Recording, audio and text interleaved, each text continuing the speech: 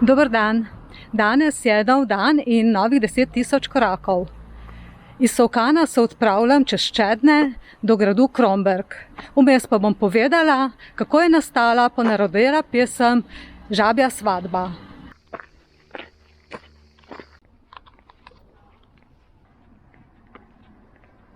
Po tej poti je Vinko vodopivec vsak dan hodil iz Kromberka v Solkan. Ustno izročilo pravi, da je Vinko vodopivec dobil na tej poti navdih za uglasbitev pesmi Žabja svadba. Tu je namreč bilo včasih precej močvirnato območje, polno žab. Avtor pesmi Žabja svadba je Josip Stritar. Vinko vodopivec pa je pesem uglasbil za moški pevski zbor. Sicer pa je bil Vinko vodopivec duhovnik, glasbenik in skladatelj samouk. Igral je klavir, pa violino, violo, tamburico, orgle, vodil je zbor, skratka bil zelo nadarjen.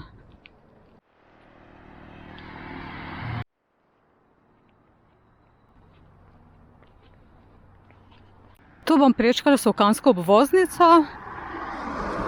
Semaforje pa ne štimam tako, da če ne pritisneš tega gumba za zeleno luč, boš čakal kar cel dan tle.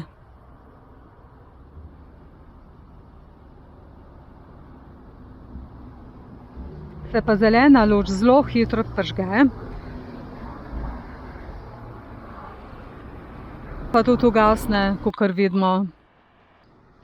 Tukaj je pa vzrejališče plemenskih bikov. Takoj zraven je pa veterina, sem lahko pripeljete pa vašega hišnega ljubljenčka na zdravljenje, ker jim pomagajo pri raznih težavah. Ali pa še lepše, vašega ljubljenčka pripeljete na striženje in ostale usluge. Se jih pa drži glas o izjemni prijaznosti in pa tudi po visoki strokovnosti.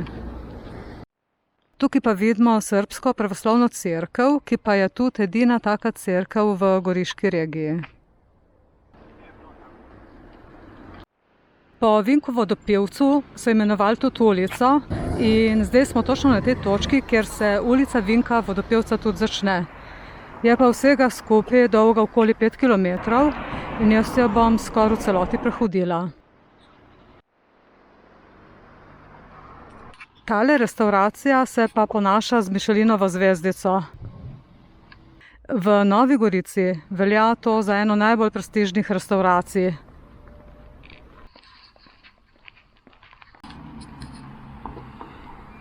Za vse tiste, ki prihajate na razne specialistične preglede, je pa tukaj medicinski center Vid.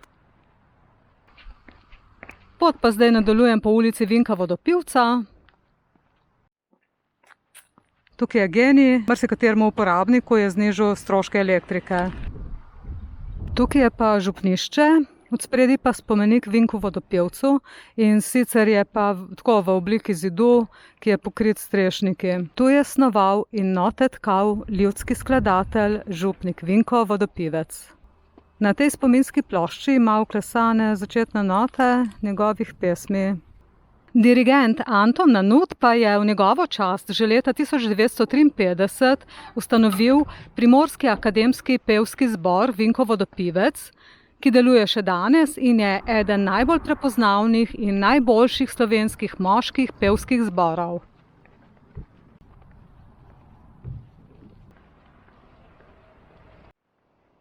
Ulica Vinka vodopivca se pa nadaljuje vse do tistih blokov tam. Jaz se bom pa zdaj povzpela levo v hrib do gradu. Pogi, Tadej Pogačar. Na tak način pa se spodbuja kolesarje.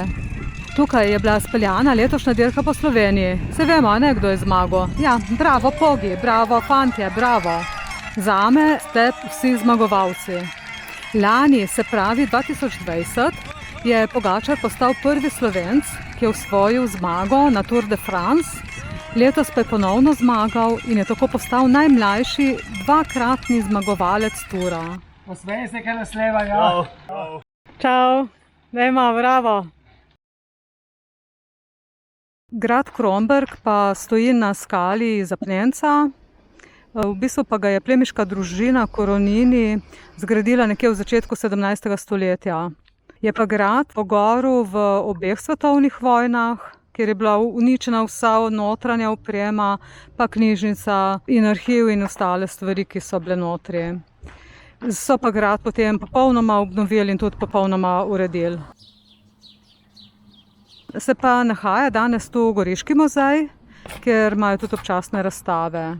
Ta renesančni grad je skoraj kvadratnega tlorisa in ima 4 stolpe na vogalih. Seveda je pa tukaj tudi, kakor se za vsak grad spodobi, poročna soba. Omeniti moram pa tudi restavracijo, kjer lahko uživate v germanskih okusih in v grajskem ambientu. Tle vam pripravijo tipično slovensko-primorske jedi. Nudijo pršut, joto, fižolovo mineštro, frtaljo, njoke in razne ostale inovativne in ekstravagantne lokalne jedi oziroma specialitete. V grajski kuhinji imajo tudi domača zelišča, ki jih gojijo na svojem vrtu. V gradu pa tudi zunaj gradu, na grajskem vrtu se skozi vse leto odvijajo razni dogodki, prireditve in kulturna srečanja. Ta park je zelo lepo urejen, tak miren in zanimiv. Tukaj je še amfiteater, kjer se predvsem v poletnem času odvijajo razni dogodki. Gremo pogledat, kaj se dogaja v amfiteatru. Tukaj pa lahko zdaj v živo spremljamo predpripravo članov skupine folklornega društva Gartroš, ki se pripravlja na tukajšnji bližnji sobotni nastop. Človek prav res težko zastopa, da zaradi ene pube Rudi Valentinčič ni on proksi. Spremljate me lahko tudi na Stravi, link od današnje hoje pa bom pustila spodaj v opisu videa. Tako, to bi bilo za danes vse. Mene sicer čaka še pot do Solkana. Bodite fajn, pejte tudi vi na kak sprehod in se vidimo. Čau, čau!